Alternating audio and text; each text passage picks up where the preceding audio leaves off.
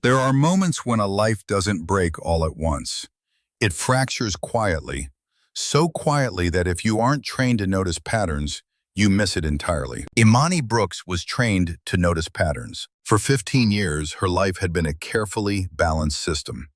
A white columned house in a gated Atlanta suburb. Two children who argued over cereal brands, but still reached for her hand in parking lots. A husband whose name opened doors. Graham Whitlock, vice president of partnerships at a fast-growing fintech company. The kind of man who spoke in confident bullet points and always knew which fork to use at charity dinners. From the outside, their marriage looked unshakable, aspirational even. The kind of relationship people reference when they said things like, "See, it can work." Inside it, Imani had learned to manage silence. Graham traveled often, conferences, investor meetings, strategic partnerships. He said those words the way other men said weather. Casual, unquestioned. Imani never challenged it. She was the director of compliance and risk at a healthcare tech firm. She understood how modern power worked. Absence wasn't suspicious. Absence was currency. And for years, everything balanced until it didn't. It started with something so small it barely registered as a thought, just a sensation, like a hair caught under fabric. Graham began placing his phone face down on the counter, not hiding it, just turning it away. He started wearing cologne to the airport, not heavy, just enough. He bought linen shirts, clothes that didn't belong in boardrooms or airplanes. None of it was evidence. But evidence isn't how instinct announces itself. If you're still listening, it's probably because you felt this before. That quiet tightening in the chest when something familiar shifts by a fraction of an inch. If stories like this pull at you, take a second now, like the video, follow the channel, leave a comment if you've ever noticed the crack before the collapse. It helps more than you think. And this story is only beginning. Imani told herself she was projecting stress. Q4 audits, school deadlines, the mental load that comes with being the person who remembers everything so everyone else can forget. She did what disciplined women always do when the world feels off. She reviewed the facts. The facts said Graham was in Denver, then San Jose, then Miami. The facts said their finances were solid, their calendar full, their marriage functional. The facts said nothing was wrong. But systems fail when one variable changes. On a Wednesday afternoon, Imani sat at the kitchen island, the same place she had paid bills and signed permission slips for over a decade, reviewing their shared household dashboard. Not because she suspected anything, because a subscription charge hadn't canceled properly. A routine task, muscle memory. She scrolled.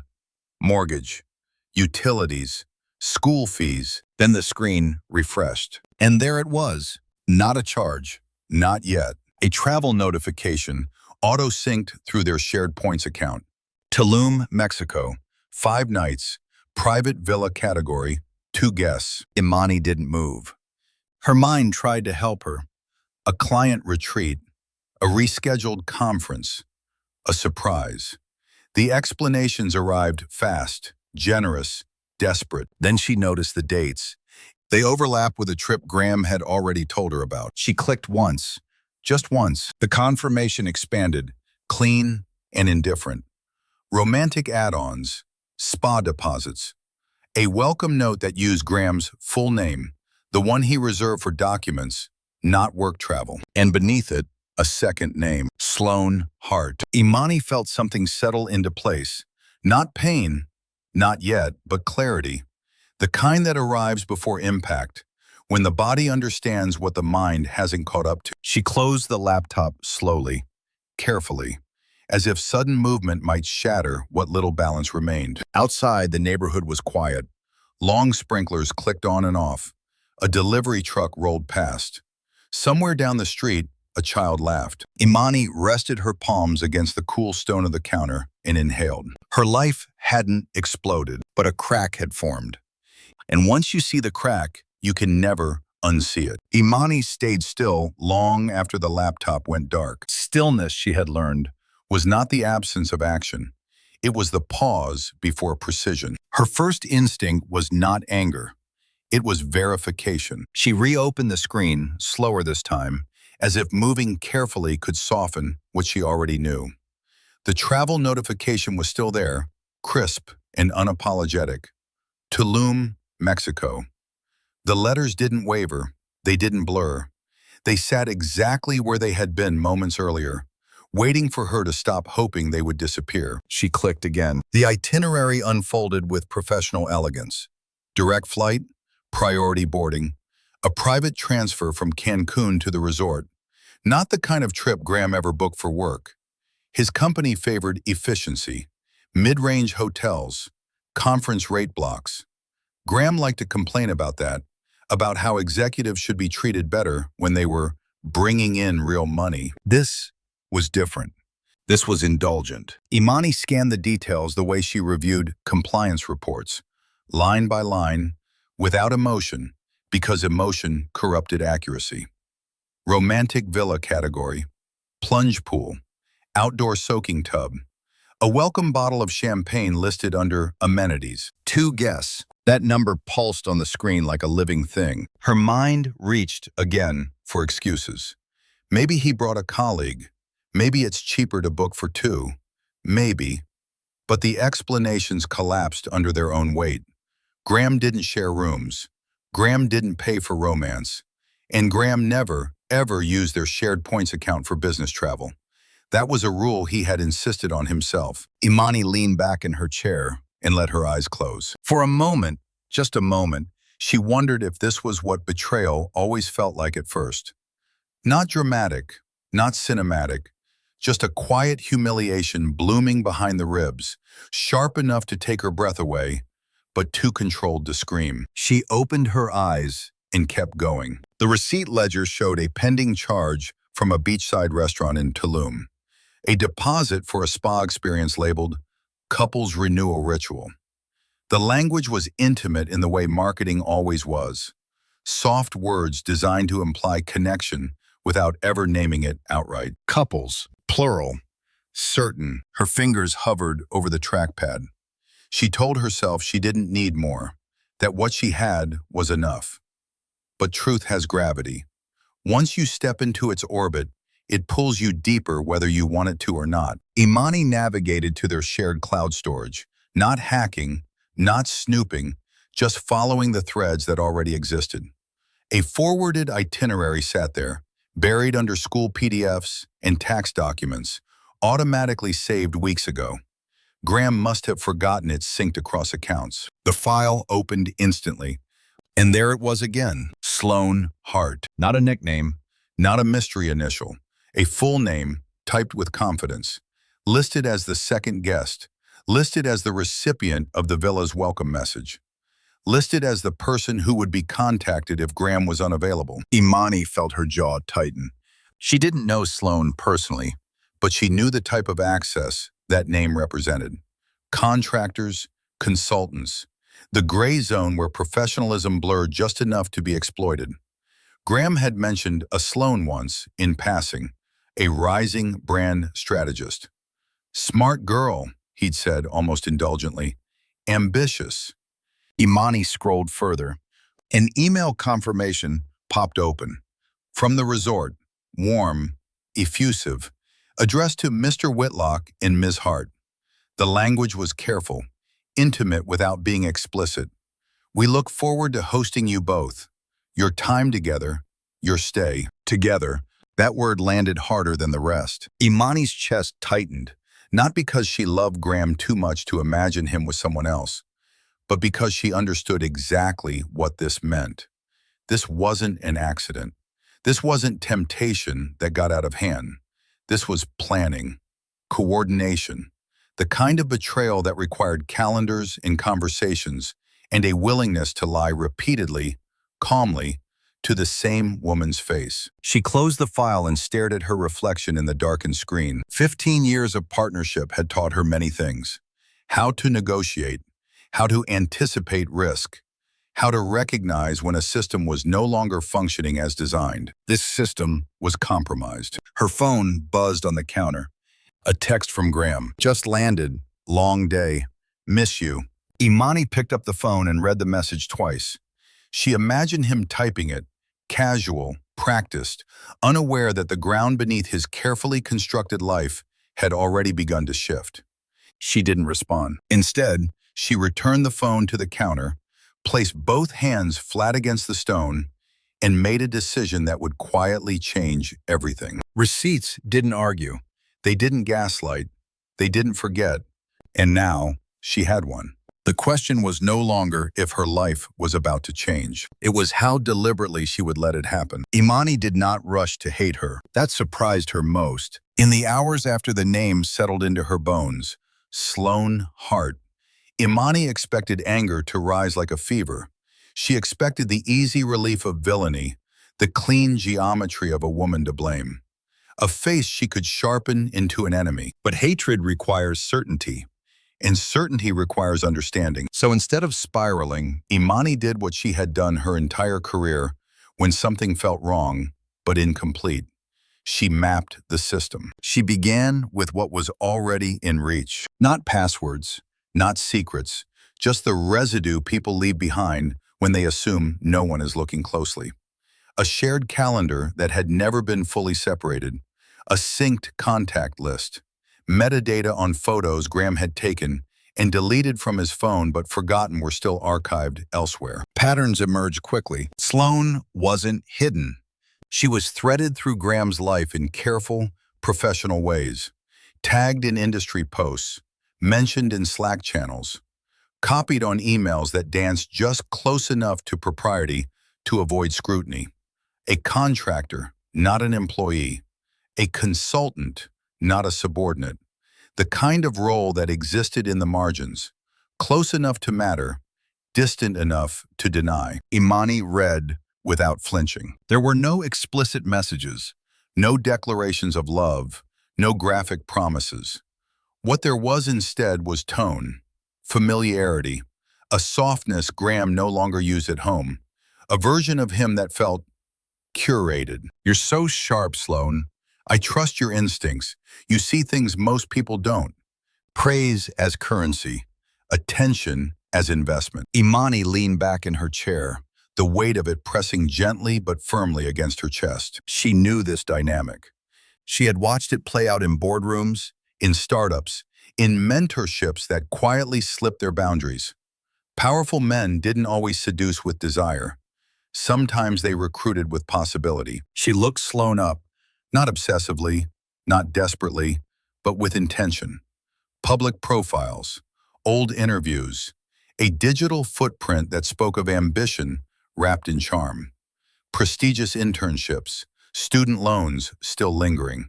A career built on momentum and proximity rather than stability. Sloane Hart wasn't a homewrecker. She was a woman standing at the edge of something she wanted badly enough to believe the man offering it was telling the truth. And Graham was very good at telling stories. Imani felt something uncomfortable stir beneath the anger she had been avoiding. Not sympathy exactly, but recognition. She had once been young and brilliant and hungry too. She had once believed that proximity to power meant protection. The difference was Imani had learned early how easily proximity could turn into a trap. Another thread surfaced. A message time-stamped weeks earlier, Graham writing late at night when he claimed to be finishing emails. I don't want to rush you, but I don't want to lie to you either. Things at home are complicated. I'm not happy the way I used to be. Imani closed her eyes. There it was, the oldest lie in the book. Not I am leaving, not I have left. Just the suggestion of distance. Enough to soften guilt. Enough to let someone step into a space that wasn't truly empty. She imagined Sloane reading those words. Imagined how they must have landed. Heavy, intimate, dangerous. Imagined the careful optimism that followed. The quiet justification. He's being honest with me. He chose to tell me the truth. That was the cruelest part. Graham hadn't just betrayed his marriage. He had rewritten reality for two women at once, tailoring the story so neither could see the full shape of the lie. Imani stood and walked to the window. Outside, the afternoon light stretched across the yard. Her children would be home soon. They would ask about dinner, about homework, about nothing that mattered compared to what she was carrying. She pressed her fingertips to the glass. Sloane wasn't a villain twirling her hair and stealing a life. She was a variable Graham believed he could control. And that realization sharpened something inside Imani, not toward Sloane, but toward him. Because villains, real ones, rarely look like monsters. They look like men who believe they are entitled to manage the truth. Imani exhaled slowly. She wasn't interested in revenge against a woman who had been sold a future built on omissions. She wasn't interested in drama or exposure or public spectacle. What she wanted, what she suddenly needed, was clarity for herself, for her children, and eventually for Sloane. Because if Graham had lied this cleanly, this confidently, then someone was going to get hurt far worse than a broken marriage. And Imani had just realized something else. She wasn't the only one standing on unstable ground. She was just the first to see the cracks. By nightfall, the house was quiet again. Too quiet. Imani sat alone at the dining table with a legal pad she hadn't used in years. Not for work, for herself. The pen rested between her fingers, unmoving, while the weight of possibility pressed down on her chest. Revenge arrived easily to the imagination. She could feel it circling, sweet, cinematic, reckless. The urge to confront, to record, to expose, to make him feel what she was feeling. But Imani Brooks did not survive in her profession by acting on urges. She survived by understanding consequences. That was the first rule of risk. The most dangerous decision is the one that feels justified. She opened her laptop and searched, not for Graham, not for Sloane, but for law. Recording laws, privacy statutes, international jurisdiction, marital asset rules, corporate compliance violations. The language was dense, cold, unforgiving, exactly the way truth liked to present itself. She learned quickly what she could not do. She could not secretly record private conversations through walls. That kind of evidence didn't just fail, it backfired. It painted the recorder as unstable, invasive, reckless. It could destroy her credibility in court and hand Graham leverage he did not deserve. She could not impersonate him with banks or hotels. Even temporary interference could be spun as fraud, coercion, financial abuse. Especially when the woman involved was black and the man was white, powerful, and practiced at sounding reasonable. Imani closed her eyes briefly at that thought. She had spent her career navigating systems that pretended neutrality while quietly punishing women like her for crossing invisible lines. She would not give Graham the gift of victimhood. So she did the thing most people don't do when their world cracks open. She asked for advice, not from friends, not from family, from someone who understood how truth survived scrutiny. The attorney was an old contact, a friend of a friend who specialized in family law and corporate exposure cases. The kind of woman who didn't waste words or offer comfort where strategy was required. They spoke for 40 minutes. Imani laid out only facts, dates, receipts, names, no tears, no editorializing. When she finished, there was a pause. Then the attorney said, calmly, "If you cross the legal line, even once, you become the story, not him." That sentence landed harder than any insult Graham could have thrown. They went through the boundaries together. What was allowed? Financial records from joint accounts, public behavior observed in public spaces, written communications voluntarily sent or shared, timelines, logs, screenshots, her own movements, her own money. What wasn't? Illegal recordings, deception involving institutions, threats without evidence, emotional explosions that could be framed as instability. "You can be furious," the attorney said, "just don't be sloppy." When the call ended, Imani remained seated long after the screen went dark. This was the cost of doing it right. No dramatic confrontation, no screaming match in a kitchen, no viral explosion that burned fast and left ash behind. If she moved forward, it would require restraint sharper than rage. It would require patience, precision, and a willingness to carry unbearable knowledge without reacting to it. She walked into the bathroom and studied her reflection under the harsh overhead light. She looked composed, controlled, respectable. Inside, something else was forming. Not revenge, resolve. Imani understood now that this wasn't just about a marriage ending. It was about who would be believed when it did. About whose narrative would stand when everything else fell apart. Graham had spent years managing perception.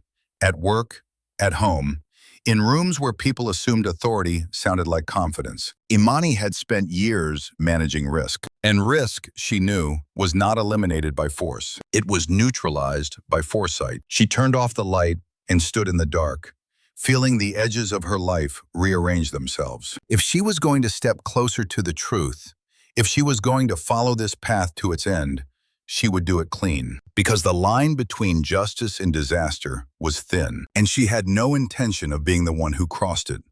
By the next morning, the shock had settled into something colder. Clarity. Imani moved through the house on autopilot, packing lunches, answering emails, nodding through conversations that skimmed the surface of a life that no longer existed. Graham was still traveling, still texting at predictable intervals, still performing the role of a man who believed he was unseen. She did not confront him. She did not withdraw into silence either. Instead, she sat at her desk during a gap between meetings and stared at the legal pad from the night before. 3 options were written there, neat and clinical. Confront, explosive, emotional. He would deny, minimize, reframe. She had seen men like Graham do it professionally, turning facts into misunderstandings, lies into miscommunications. Wait. Gather more evidence quietly. Suffer invisibly. Let resentment calcify into something poisonous. She knew herself well enough to know this would hollow her out. Leave. Pack a bag. Take the kids. Create distance before understanding the terrain. Safe, but incomplete. She would always wonder what else she didn't know. Imani stared at the page. Then, slowly, deliberately, she turned it over. The 4th option had not appeared as a word. It had arrived as an image. Graham in Tulum, relaxed, unguarded, telling the truth because he thought no one who mattered could hear it. Not confrontation, not silence, presence. The idea felt dangerous the moment it took shape. Not because it was impulsive, but because it required discipline most people didn't possess.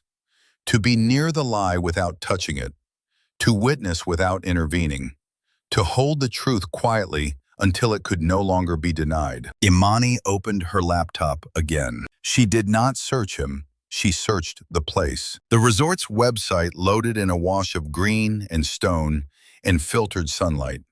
Privacy villas, enclosed courtyards, adjacent suites arranged in mirrored pairs, separated by walls designed more for aesthetics than sound. Her pulse quickened, not with panic, but with precision. She navigated to availability. The dates were still open. The villa next to his was vacant. Imani closed her eyes for a brief moment, not to pray, but to check herself. This wasn't about humiliation. It wasn't about punishment, and it wasn't about being seen. It was about control. She booked the suite under her maiden name, Imani Carter, using only her personal funds, the account Graham never touched. The confirmation arrived instantly, polite, neutral, unaware of the quiet collision it represented. She read it once, then again. She was going to Tulum, not to interrupt the fantasy, to understand it. The logistics came next, handled with the same care she used at work. A plausible absence, a short professional retreat followed by visiting a cousin. No lies that could be disproven, no stories that required maintenance. She booked her flight to arrive earlier than Graham's. Enough time to orient herself, enough time to become invisible. The realization landed fully then, heavy and undeniable. She was not chasing him. She was positioning herself. That night, as she lay beside the man who had already left her in every way that mattered, Imani listened to the steady rhythm of his breathing and felt something settle into place inside her. This was no longer about saving a marriage. It was about claiming the truth before it was edited, softened, or weaponized against her. Graham believed absence protected him. He had no idea what presence could do. And somewhere between the soft glow of the bedside lamp and the quiet certainty in her chest, Imani understood the risk she was taking. To stand close to the truth is to risk being changed by it. But to turn away, to let the story be told without you in the room, was a cost she was no longer willing to pay. She stared into the darkness, already walking through the next steps in her mind. The fourth option was chosen, and there would be no turning back. The air in Tulum was thick with heat and salt, the kind that clung to skin in slowed thought. Imani felt it the moment she stepped out of the car, warm, perfumed, deceptively gentle. Paradise always announced itself this way, soft, inviting, designed to lower defenses. She did not let it. The resort rose from the jungle like a curated dream, pale stone paths winding through palms, water moving everywhere, pools, fountains, the distant hush of the sea. Staff greeted her with smiles practiced enough to feel sincere. No one looked twice at her passport. No one lingered on her name. "Welcome, Ms. Carter," the attendant said, handing her a chilled towel and a glass of water infused with citrus and something floral. "Your villa is ready." Imani thanked him, her voice steady, her posture relaxed. She had learned long ago that composure was its own camouflage. The walk to her suite was quiet, the kind of quiet that hummed rather than rested. Cicadas buzzed, leaves rustled. Somewhere nearby laughter drifted, unconcerned, unburdened. She followed the path until the numbers appeared, carved cleanly into stone. Her villa, and beside it, his. A mirrored pair, separated by a wall no thicker than intention. Imani paused, keys cool in her palm. This was the moment most people imagined as dramatic. The moment fear rushed in. The moment doubt screamed loud enough to turn back. But what she felt instead was a precise alertness. The same sensation she got before walking into a high-stakes audit or a boardroom that underestimated her. Focus sharpened everything. Inside, the villa was beautiful in the way money always was. Natural wood, white linen, a private courtyard with a plunge pool that reflected the sky. It would have been romantic if romance were what she had come for. She set her bag down, untouched. The first thing she did was walk the perimeter, not pacing, assessing, where sound carried, where it didn't, where sight lines overlapped in public areas. What could be seen from where without effort or intrusion? She reminded herself again of the rules. No illegal recordings, no private spying, no scenes. Truth, gathered cleanly, was sharper than anything stolen. Imani changed into a simple black dress and sandals. Nothing that drew attention, nothing that invited conversation. When she stepped back outside, the sun was beginning to lower, painting the sky in golds and bruised purples. She checked the time. Graham's flight had not landed yet. That knowledge sat heavy and strange in her chest. The last moments before a lie walked fully into the room, she wandered toward the open-air lounge, ordered sparkling water, and took a seat that faced the entrance. Not staring, not waiting, just placed. The kind of placement that allowed observation without announcement. Minutes passed. Then the sound of wheels on stone. A cart pulled up, laughter spilling ahead of it. A woman's laugh, bright, unguarded, followed by a man's voice, familiar enough to tighten something low in Imani's ribs. Graham. He looked exactly the way she had imagined, and somehow worse, looser, younger, as if shedding the weight of his real life had lightened his body. He stepped down from the cart and turned back, offering his hand to the woman beside him. Sloane. She was striking, Imani noted, not in an exaggerated way, but in the effortless way of someone who had learned how to take up space without apology. She wore white linen, hair pulled back, skin glowing with the kind of anticipation that only comes when you believe you are walking into a future you chose. They didn't notice Imani. They were too busy with each other, with the performance, with the illusion of privacy that wealth and distance like to sell. As they were guided away, Graham leaned in and said something that made Sloane laugh again. Soft, intimate, unfiltered. The sound cut sharper than Imani expected. She didn't flinch. She finished her water slowly, grounding herself in the cool glass, the rough texture of the stone beneath her fingers. This was what presence required. Not numbness, control. Back in her villa, twilight deepened. Somewhere next door, a door opened. Footsteps crossed stone. Water splashed, someone testing the plunge pool. Imani sat on the edge of her bed and closed her eyes. Paradise, she understood now, was not gentle. It was a blade wrapped in silk, and she had chosen to stand close enough to feel its edge. Morning in Tulum arrived without apology. The sun rose fast and bright, burning the last traces of secrecy from the air. Light poured over stone and water, exposing everything it touched. Imani woke before her alarm, already alert, her body tuned to the rhythm of observation. She did not rush. She dressed simply, neutral colors, hair pulled back, sunglasses large enough to erase expression. In places like this, anonymity was easy if you didn't ask to be seen. The resort was alive now. Guests drifted toward breakfast, voices low and lazy, the soft clink of cutlery carrying across open spaces. Imani chose a table near the edge of the dining terrace, angled toward the main walkway. Not close enough to stare, close enough to notice. She waited. They appeared together, just as she expected. Graham walked with the confidence of a man who believed the world was cooperating with him. No briefcase, no phone glued to his hand, just linen pants, an open collar, and a smile he hadn't worn at home in years.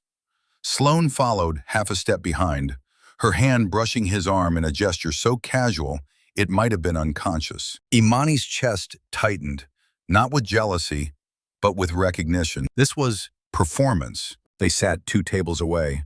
Graham pulled out Sloane's chair. She leaned in to say something softly, and he laughed. Too loud, too free. The sound turned heads. People noticed. People always did. A couple approached them, mid-40s, well-dressed, familiar with the resort. The man clapped Graham lightly on the shoulder. "Beautiful place, right?" he said. "First time here?" Graham smiled, easy and practiced. "Yeah, just a quick work reset before things get crazy again." Imani felt it then, the moment before the lie. That subtle inhale, the recalibration. "And this is?" the woman asked, glancing at Sloane with polite curiosity. Graham didn't hesitate. "This is Sloane," he said, resting his hand at the small of her back. "She's consulting with me on a partnership rollout.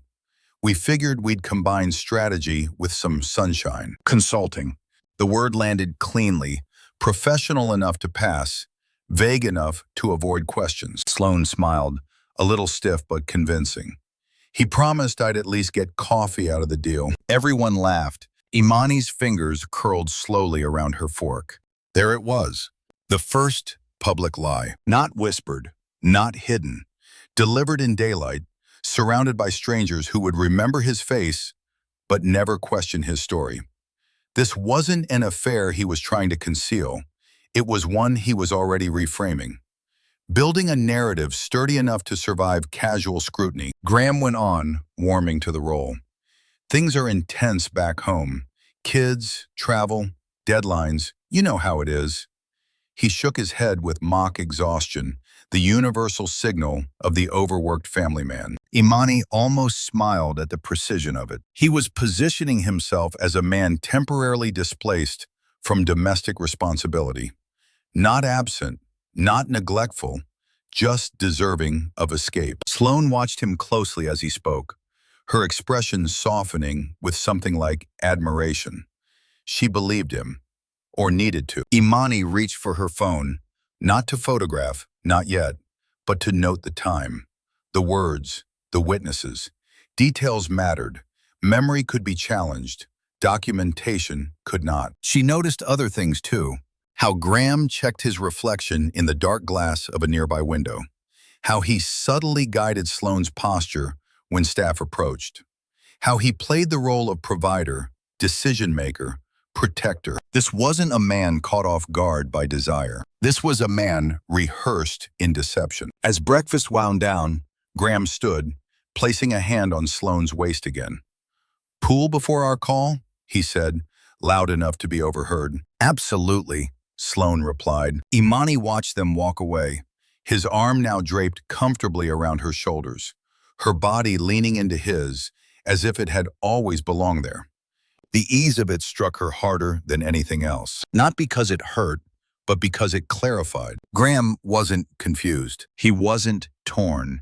He had already decided who he was in this version of the story. And for the first time since arriving, Imani felt something settle fully and unmistakably into place. This wasn't about catching him in a moment of weakness. This was about exposing a man who believed daylight made lies respectable. She stood, left her table untouched, and followed at a distance. The truth, she knew now, was not hiding in the shadows. It was walking openly in the sun. That night, the resort changed. In daylight, Tulum had been all curated beauty, salt air, sun-warmed stone, laughter floating over turquoise water. But after sunset, the place softened into shadows and suggestion. Lanterns lit pathways like little promises. Music drifted from the lounge in slow pulses. Couples moved closer, voices dropping, believing darkness was privacy. Imani sat in her villa with the courtyard doors open, letting the night air move through the room. She had done everything she came to do today. Observed, documented, stayed clean. She should have felt stable. Instead, she felt something else. The strain of proximity, not the physical closeness. She could handle that. It was the emotional violence of being near a lie that was enjoying itself. The sound of happiness next door, unearned. The casual luxury of betrayal. Around midnight, the first burst of laughter came through the wall. Not muffled, not distant. Clear enough that Imani could count the voices. Graham's laugh was unmistakable, low, confident, the laugh he used at fundraising dinners and boardroom jokes. A second laugh followed, bright and breathless, Sloane's. Then a third voice, a friend or staff member, the kind of social orbit that gathered around men who tipped well and told good stories. Imani stared at the ceiling. She did not want to be the woman who complained, the woman who made trouble, the woman who was dismissed as bitter, crazy, dramatic. She could already hear Graham's voice describing her that way if she ever gave him the chance. But she also understood something important. Fantasy survives on uninterrupted comfort. So she waited, counting minutes, measuring the noise the way she measured risk. A spike of laughter, then music, low at first, then louder, a bass line that traveled through stone. The courtyard next door amplified it like a drum. At 12:27 a.m., a champagne cork popped. It shouldn't have mattered. It was harmless, ordinary vacation behavior. But in Imani's body, it registered like a slap. She picked up her phone and opened the resort's messaging app. Her thumb hovered. This was the first rung on the pressure ladder, the smallest move, the move that did not require confrontation, exposure, or danger, just discomfort. Imani typed carefully, polite enough to be unimpeachable. "Hello, this is Miss Carter in Villa 108. I'm sorry to bother you, but the music and voices from the neighboring villa courtyard have been carrying quite loudly for the last hour.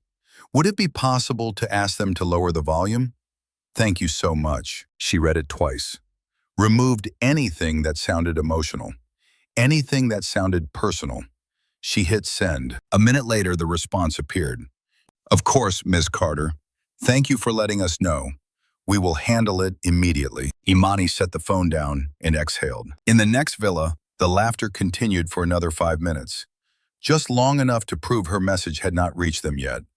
Then footsteps, a soft knock, a brief pause, the tone of a staff member's voice, gentle and professional. And then Graham's voice, sharper than it had been all day. "Seriously?" he said, not loud enough to carry fully, but clear enough through the wall that Imani caught the edge of it.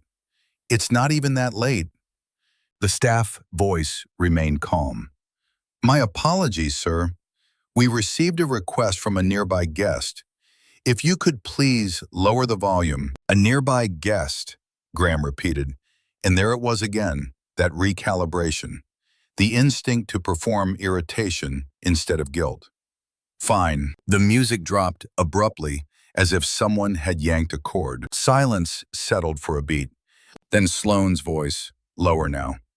What was that about? Nothing, Graham said too quickly. Just someone complaining. People come to places like this and act entitled. Imani's lips pressed together. Entitled. The irony almost made her laugh. Almost. The voices next door didn't stop, but they changed. The laughter became quieter, tighter, the way laughter becomes when it's forced to behave. A door slid shut. A drink glass clinked, placed down harder than necessary. The fantasy had been interrupted. And that was the point. Imani didn't feel triumph. Not yet. What she felt was control returning in small, steady increments, like circulation coming back to a limb that had been numb. Because the truth was this. Graham didn't just want Sloane. He wanted the experience of being untouchable while he had her. Tonight, for the first time, he had been touched. Not by a hand, by the presence of consequence. Imani lay back on her bed and stared into the dark, listening to the muted tension next door, to the shift in Graham's voice, to the way comfort had started to fracture. The first rung was simple, a polite disturbance, but it did what it was meant to do. It reminded him he was not alone in his lie. And somewhere inside that reminder, a new feeling was being born in the villa next door. One Graham hadn't planned for when he booked Paradise. Paranoia. Money changes the temperature of a room faster than words ever can. Imani understood that better than most. Money was never just currency. It was permission, insulation, leverage. It softened mistakes, bought silence, turned bad behavior into misunderstandings. Graham had lived inside that insulation for years, convinced it was permanent. That morning, Imani woke with a calm that surprised her. The polite disturbance had done its job. She could hear it in the way the neighboring villa moved now, doors closing more carefully, voices lower, laughter checked before it escaped. Comfort had been replaced by awareness. Awareness was fragile. She brewed coffee and opened her laptop at the small stone desk facing the courtyard. Sunlight filtered through the palms, beautiful and indifferent. She logged into the joint account slowly, deliberately, just as she always did. This was not sabotage. This was governance. The joint card, issued in both their names, had limits Graham rarely noticed because he'd never reached them. The app displayed options cleanly, clinically. Daily spending cap, geographic controls, temporary restrictions. Imani didn't freeze the account.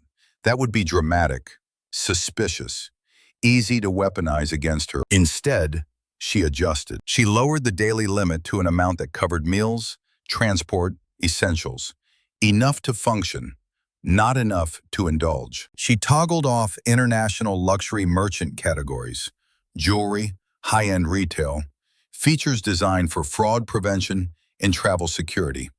Perfectly legitimate, fully within her rights. Then she logged out. No notifications were sent. No alarms rang. The change slipped into place like a hairline fracture beneath polished stone. Late morning, Imani took a seat at the cafe near the resort's boutique row. She ordered iced tea and positioned herself where reflections did most of the work. Sunglasses on, body relaxed, invisible. Graham and Sloane arrived 20 minutes later. Sloane was animated, pointing toward a jewelry store window where something sparkled under deliberate lighting. Graham followed, smiling, wallet already in hand. This was his favorite role, the man who could say yes without thinking. They went inside. Imani waited. She didn't have to imagine what happened. She heard it. Not the words exactly, but the shift. The pause that lasted a fraction too long.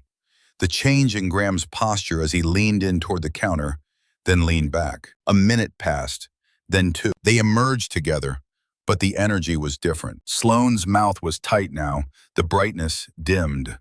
Graham's smile looked pasted on, brittle at the edges. What do you mean it didn't go through? Sloane said, not whispering quite enough. Graham chuckled too loudly.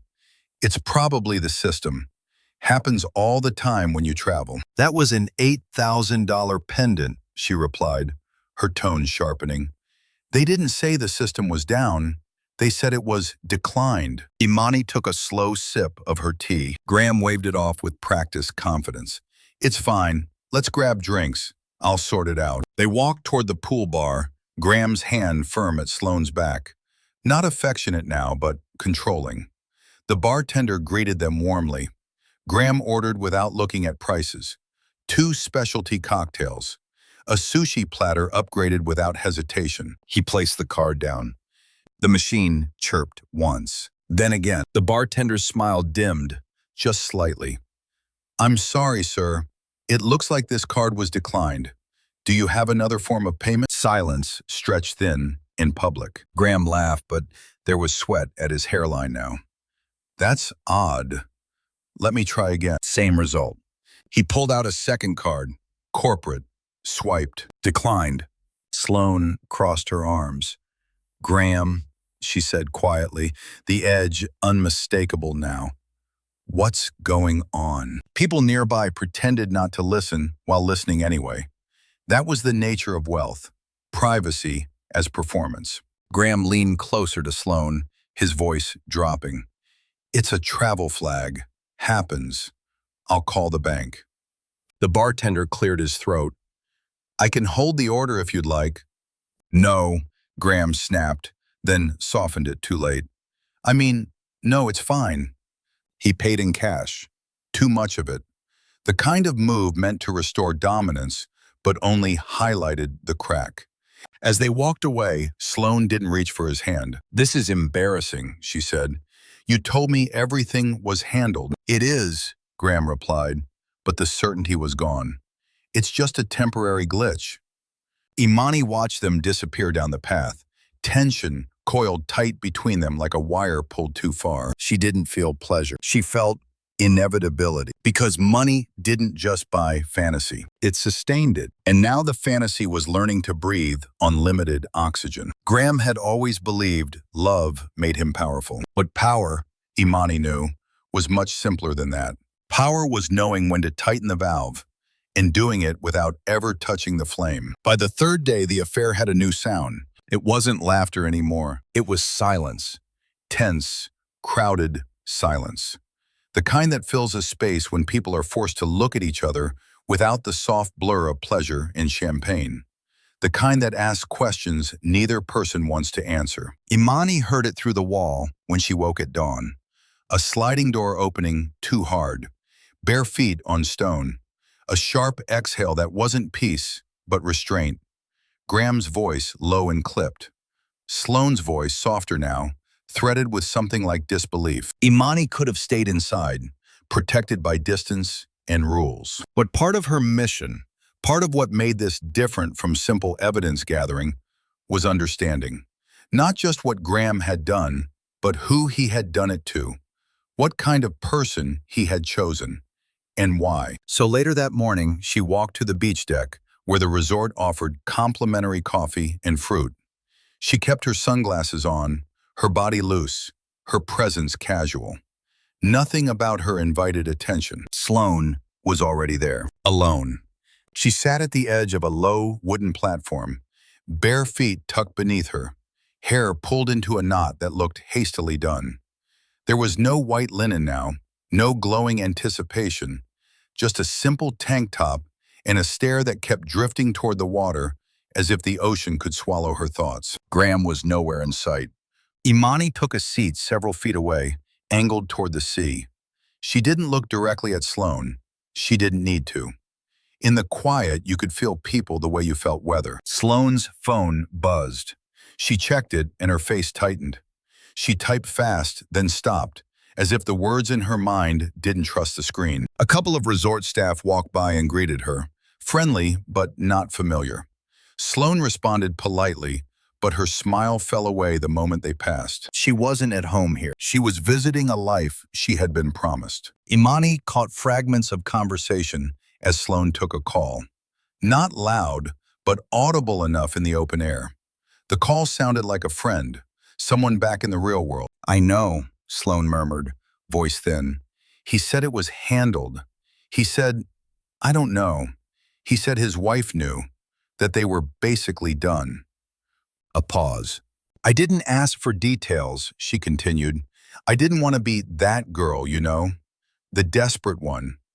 But now," she swallowed, "now it feels like everything is slippery." Imani's fingers tightened around her coffee cup. Slippery. That word told the truth more cleanly than any receipt. Sloan ended the call and stared down at the screen. For a long moment, she didn't move. Then she opened her banking app.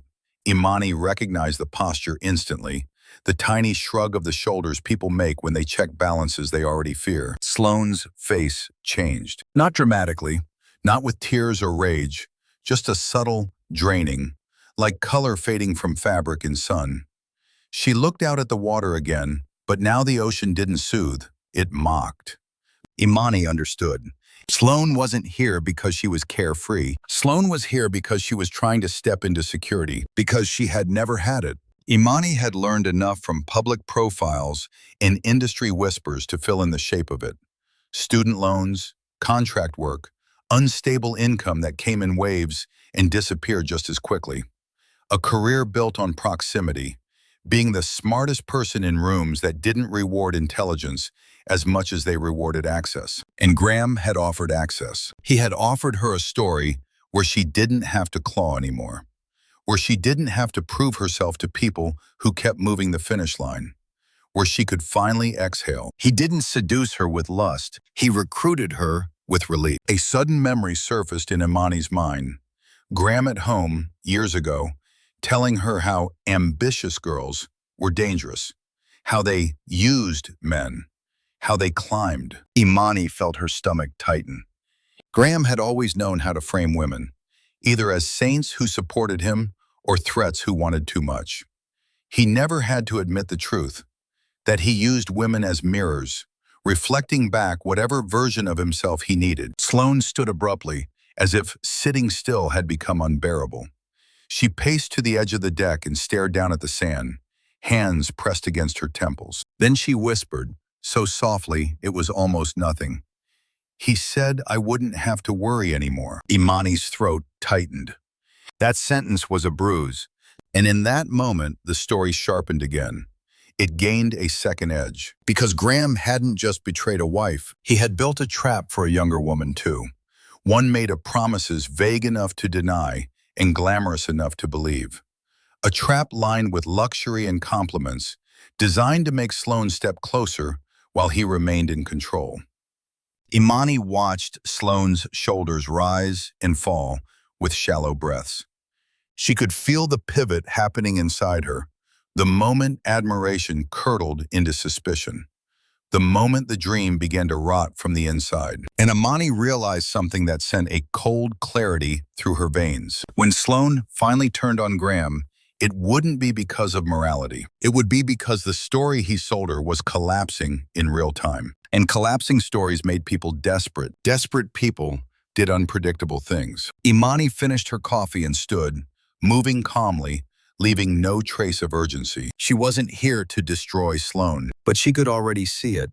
The trap Graham had set was closed, and soon someone was going to reach for the nearest way out, even if it meant setting the whole fantasy on fire. By Friday, the resort felt smaller. Not physically, its path still wound through jungle, its ocean still stretched endlessly, but psychologically. The way a room feels smaller when you realize the door has been locked from the outside. Graham and Sloan moved differently now. Less touch, less laughter, more glances over shoulders that were supposed to be relaxed. Imani had given them nothing to point to. That was the elegance of it. A single noise complaint could be coincidence. A card decline could be blamed on banks. Two inconveniences could be shrugged off as travel friction. But together, layered carefully, they created a sensation more powerful than certainty. The sensation of being seen. Imani sat at her courtyard table with her notebook open, writing down what she already knew. Dates, times, public sightings, the words Graham used when he lied to strangers. She was keeping her evidence clean, useful to lawyers, impervious to spin. But the legal file wasn't the only thing being built. A second structure was forming too. Pressure. It had to be administered gently, like heat applied to glass. Too fast and it shattered. Messy, unpredictable. Too slow and the glass adapted. The goal wasn't to break them in public. Not yet. The goal was to make the fantasy stop feeling safe. That afternoon, Imani walked to the concierge desk. She didn't rush. She didn't slouch. She wore a plain linen outfit and the expression of someone accustomed to being listened to. Not entitled, just certain. The concierge greeted her with a warm smile. "Good afternoon, Miss Carter. How may we assist you?" Imani lowered her voice slightly, as if sharing something delicate. "I'm planning a small surprise dinner tonight," she said. "Something discreet. Could you help me arrange a musician? A guitarist, soft, romantic, just for 15 minutes. The concierge's eyes brightened. "Of course, we have someone excellent. Would you like him at your villa?" Imani shook her head with a small, thoughtful smile. "Not at my villa. I'd like it near the path by the east dining gazebo, around 9. The concierge typed quickly, eager. "Certainly. Any song requests?" Imani paused. Song choice mattered. It couldn't be obvious. It couldn't be theatrical. It had to feel like coincidence, an echo that landed differently in guilty ears. "Something classic," she said. "Something about forever." The concierge nodded, satisfied, and confirmed the booking as casually as if he were arranging flowers. Imani walked away feeling her pulse steady, controlled. She had not asked for a confrontation. She had not sent a message. She had not crossed a line. She had simply placed a mirror where they would have to see themselves. At 8:57 p.m., the resort's air cooled and thickened with salt. Lanterns flickered. Guests drifted toward dinner in linen and perfume. Imani moved too, not toward Graham's villa, but toward a shadowed corner near the dining gazebo where she could blend into the scenery. Graham and Sloane arrived exactly when she expected. They were dressed beautifully, too beautifully for how tense they looked. Graham's smile was back, but brittle. Sloane's eyes were scanning the environment more than the menu.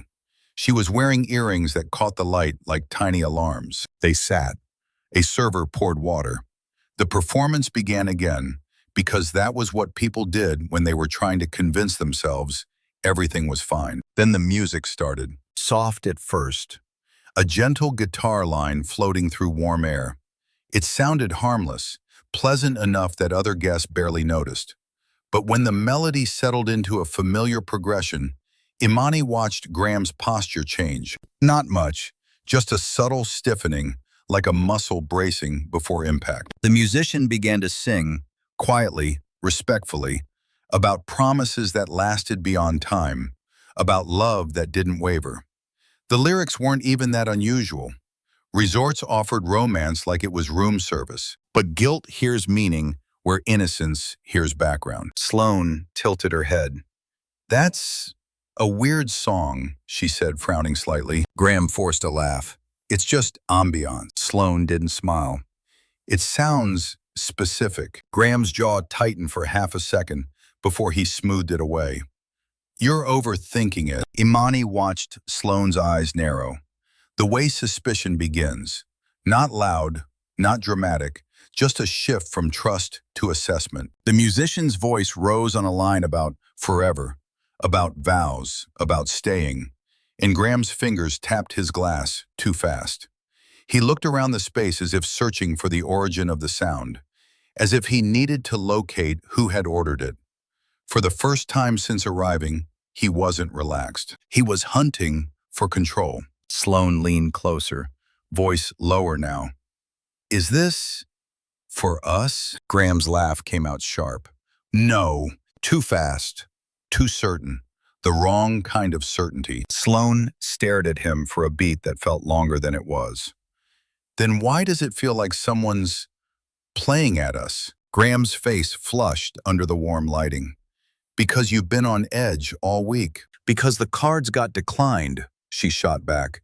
the irritation breaking through her polished tone. Because you're acting like you're being watched. The music continued, tender and relentless. A romantic song turned into a spotlight, not for the dining room, no one else cared, for them. And that was the cruelty of it. Imani didn't need to say, "I know you're here." She didn't need to show her face. She didn't need to touch them. All she had to do was let the world whisper a sentence their conscience could translate. "I know you." When the song ended, polite applause scattered and faded. The dining gazebo returned to normal, like nothing had happened. But Graham didn't look normal. He looked like a man who had just heard footsteps behind him in an empty hallway. Sloane didn't look romantic. She looked like a woman realizing the story she was living in might not belong to her at all. Imani stayed still in the shadows, her heart steady, her mind clear. The signal had been delivered. Not a threat, not a message, a sensation. And sensations, when they take root in the guilty, grow faster than facts. Tonight, the fantasy would not feel like paradise. Tonight, it would feel like a stage. And somewhere just off stage, someone who knew the script was waiting. The argument did not explode. It cracked. Imani heard it the way one hears ice give way beneath weight.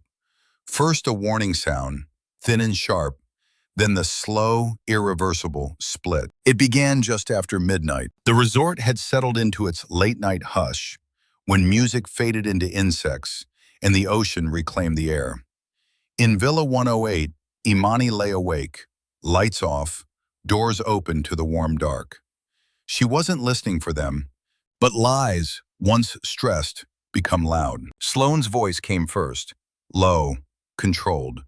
The voice of someone trying very hard not to sound afraid. "I'm not imagining this." There was a pause, the scrape of a chair, a drink set down too hard. "You're tired," Graham replied.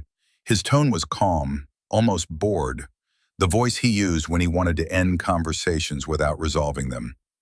"This week's been a lot." "That's not an answer," Sloane said. Another pause, longer this time. Imani closed her eyes, not to shut the sound out, but to listen more clearly. "You told me you were basically separated," Sloane continued. "You said your wife knew, that this was handled." "I said things were complicated," Graham corrected. "Don't twist my words." Imani felt a tight, familiar anger flare and then settle. That was Graham's favorite maneuver. Downgrade a promise into a technicality. Sloane exhaled sharply. "Okay, then answer this. Why did our card get declined?" Silence. Not the thoughtful kind, the calculating kind. "Banks flag international transactions all the time," Graham said finally. "It happens." "It happened twice," Sloane shot back. "And then you paid in cash like you were hiding something." Another sound, footsteps pacing.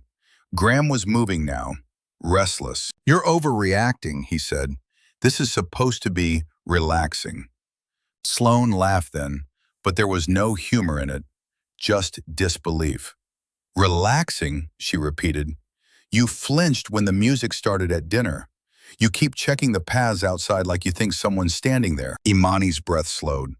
"Good," she thought. "You're seeing it." Sloane's voice dropped further.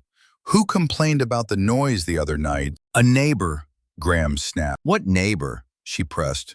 "You said these villas were private." "They are." "Then how did someone hear us so clearly?" The question landed hard enough that Graham didn't answer immediately. Imani imagined his face in that moment, the practiced confidence scrambling to reorganize itself.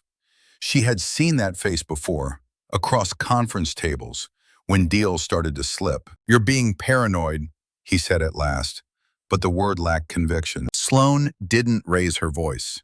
That was the shift. The moment when emotion gave way to decision. "No," she said quietly.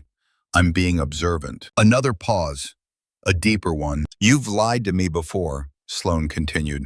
"Not about big things, about timing, about details, about how much control you actually have." Graham scoffed, but it sounded thin. "Everyone lies a little." "Not like this," she replied. "Not when someone knows things they shouldn't."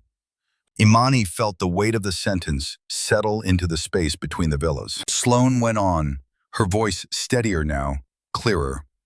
Someone knew when we arrived. Someone knew where we were sitting. Someone knew enough to make this feel personal. Graham stopped pacing. Imani could sense it, the sudden stillness of a man cornered by implication. "This is ridiculous," he said. "You're letting coincidence scare you." "Then explain the song," Sloane said. "Explain why it was about forever. Explain why it felt like it was for you." Graham laughed again, sharper. "Because you wanted it to be." "No," Sloane said. "Because you did." The words hung in the air, heavy and undeniable. Imani felt a strange, unexpected emotion rise in her chest. Not satisfaction, relief. Because this was the moment the story could no longer be managed by him alone. Sloane's voice softened, and that softness was more dangerous than anger. "I need you to be honest with me," she said. "Right now. No spin, no half-truths." A long silence followed. When Graham finally spoke, his voice had changed. It was lower, tighter. "What exactly do you think is happening?" Sloane answered without hesitation. "I think your wife doesn't know," she said. "I think you told me what I needed to hear. And I think someone is close enough to prove it." Imani opened her eyes in the darkness. This was the breaking point, not because secrets were exposed, but because control had shifted.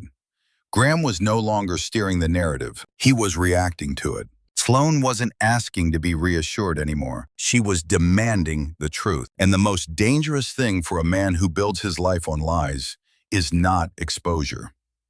It's being cornered by someone who finally stops believing him. Next door, silence fell again. But this time, it wasn't comfortable. It was the silence before a choice. The phone rang at 10:17 a.m. Imani was sitting at the small stone table in her courtyard, sunlight striping the page of her notebook. She had just written the time, habit, not hope, when the screen lit up with an unfamiliar number. Local. Resort area code. She didn't answer right away. Across the wall, there had been no music that morning, no laughter, just the muted sounds of packing, drawers opening and closing, a suitcase zipper dragged too fast. The fantasy was evacuating. The phone rang again. Imani lifted it, felt the smooth glass cool against her palm, and answering with a voice so calm it surprised even her. "Hello." There was a breath on the other end, shallow, unsteady. Is this Imani Brooks?" a woman asked. Imani closed her eyes for half a second, not to brace, but to settle. Yes. The silence that followed was not empty. It was crowded with realization. The woman stopped, swallowed. "This is Sloane." Imani pictured her instantly. The tight mouth, the searching eyes, the way hope had been peeling away from her in layers. "I know," she said gently. A small sound escaped Sloane's throat. Not a sob, something closer to shock. "How do you—" "Because you're calling from his phone," Imani replied. "And because you've been asking the right question." The words landed. Imani could hear it. The moment Sloane understood she was no longer speaking into a void. "You need to tell me the truth," Sloane said, her voice rising despite herself. "Right now. He says that you don't know about me. He says this is all temporary," Imani finished. "Complicated? Handled?" "Yes," Sloane whispered. "He said you were basically separated." Imani looked out at the courtyard wall, at the thin line of shadow where one villa ended and the next began. "We're not," she said. "We never were." Another silence, longer this time. "I didn't mean," Sloane began, then stopped. "I wouldn't have." "I know," Imani said, and she did. "That's why I'm answering." Sloane's breathing hitched. "Then how do you know where we are?" Imani didn't rush the moment. The truth didn't need embellishment. It only needed placement. "Because I'm here," she said, "in Tulum." A sharp inhale. "Here, where?" Imani stood, walked to the courtyard wall, and rested her hand against the cool stone. "I'm in the villa next door." The line went dead silent. "I'm sorry," Sloane said finally, her voice barely there. "What?" "Next door," Imani repeated. I arrived before you did. I checked in under my maiden name. I've been here all week. The sound that followed was unmistakable. The soft, involuntary noise of a body processing threat. You're saying you were here? Yes. You saw us? I saw what was public, Imani said carefully, and I documented what was lawful. Oh my God, Sloan breathed. You were the complaint, the music, the card limits weren't me lying, Imani said. They were me protecting myself. Everything else you felt? That was your intuition catching up. A rustle on the other end. Fabric, movement, Sloan pacing. Why didn't you just confront him? Imani's answer came without hesitation. Because confrontation lets liars rehearse. Presence doesn't. Sloan laughed once, hollow. He told me you were unstable. Imani closed her eyes. He would. Another pause. Then quietly, is there more? Yes, Imani said. There's enough. The words settled. Heavy, but not threatening. Imani wasn't bargaining. She was setting a boundary. You have a choice, she continued. You can leave today and never contact him again. Or you can stay and be included in the record.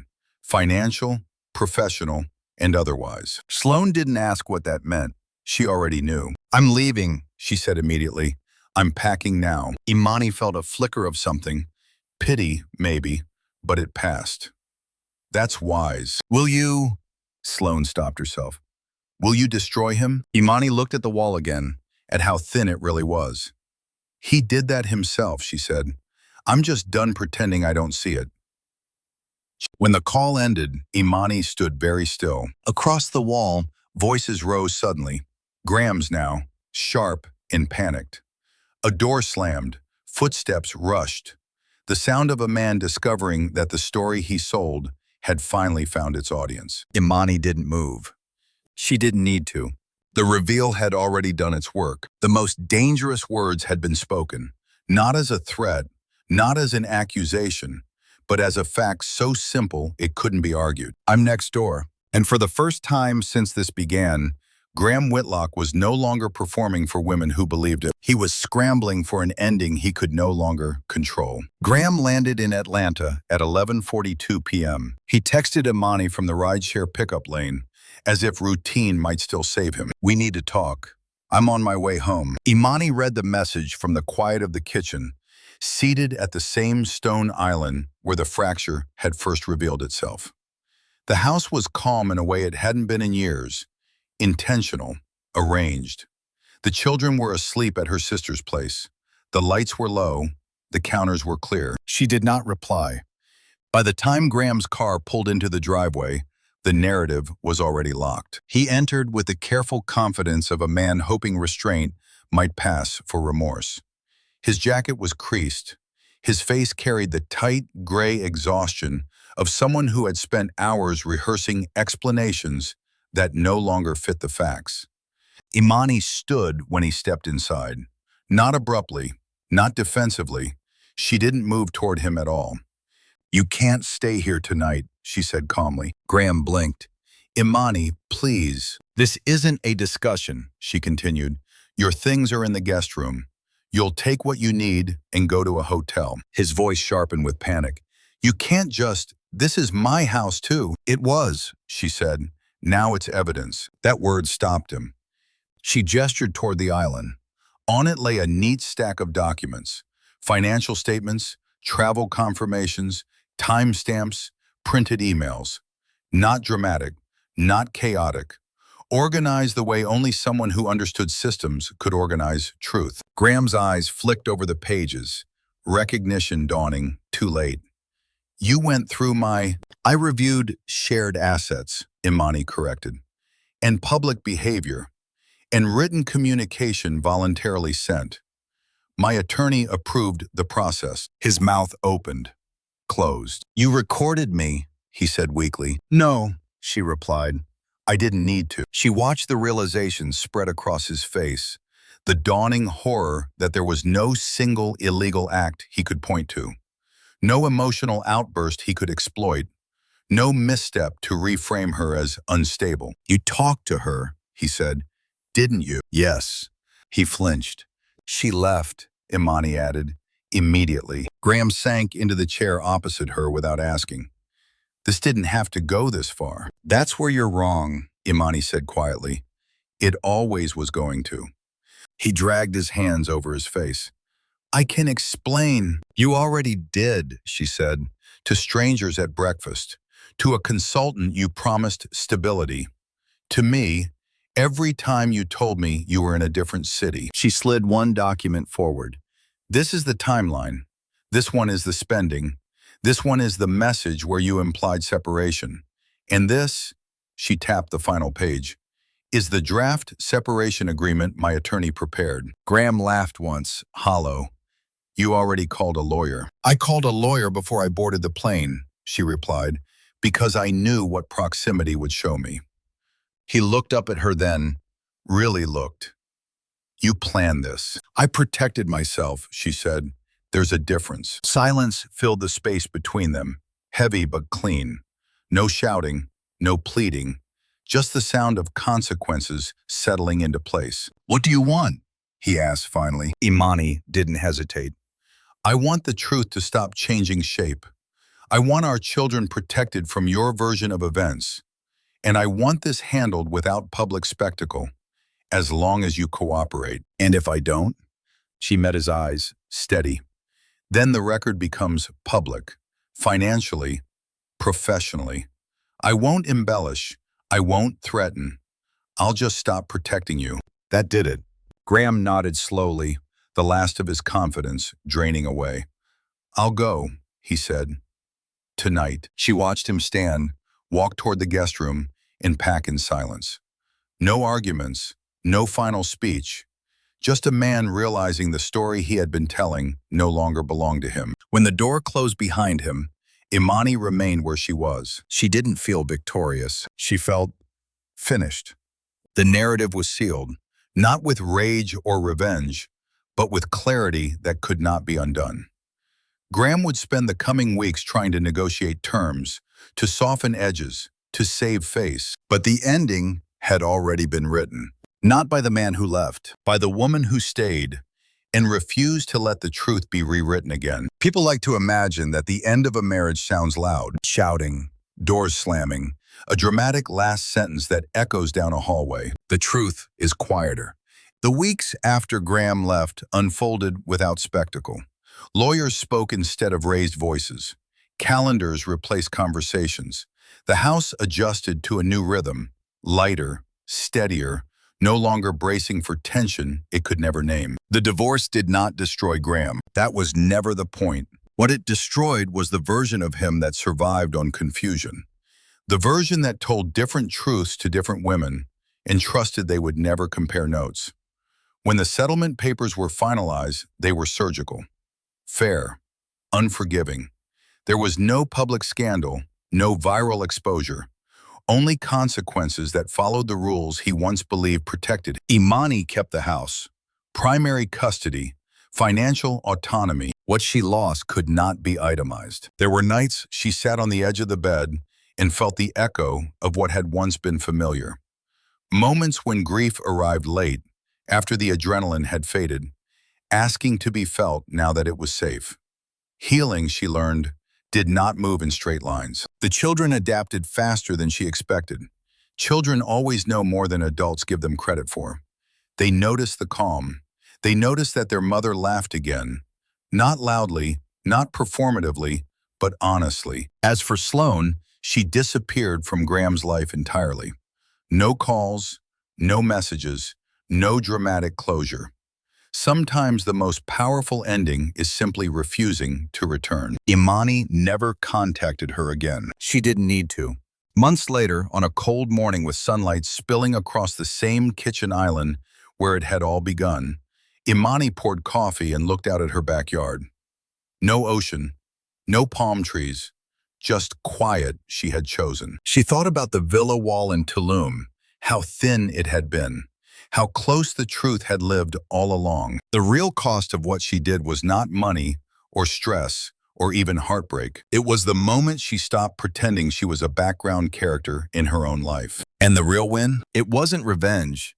It wasn't watching a man fall. It was waking up each day knowing the story could no longer be rewritten without her consent.